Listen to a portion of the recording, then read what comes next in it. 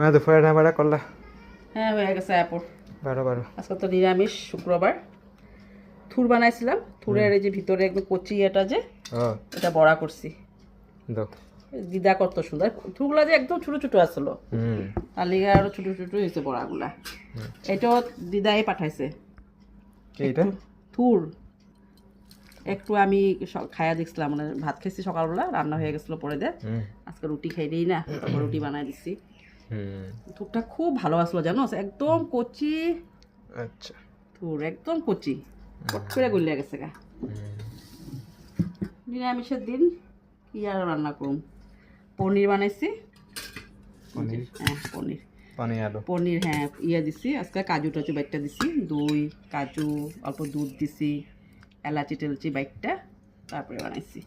পিছন দ্বারাও বানাই দিয়ে দিছি সকালবেলা একবারে, পিছন দাও খাইয়া গেছে। বুঝবো জলদি মাটু। আরও বানাইছি ডাল, টক ডাল। আর এই গাছের ওখানে আম এত না, টক ডাল খাইতেও ভালো লাগে।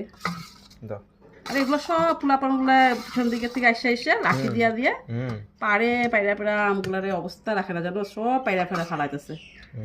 কষ্ট লাগে আমগুলা এরকম ভাবে, ওরা খাইতেও পারে না, সব ড্রেনে পড়ে। দেখ আর একটা দিমনি কাম, মিষ্টি আর দই। আজকে শেষ মিষ্টি আর নেই, আমিও খাইলাম সকালে। এগুলা দিই আজকে সিম্পল রান্না, সিম্পল না খেলো। ওই যে নুনটা নিয়ে আনিস, আর জলের বোতল বড়ানোই আছে সব, ওইটা বোধহয় খালি। এটা খালি। খেয়ালি।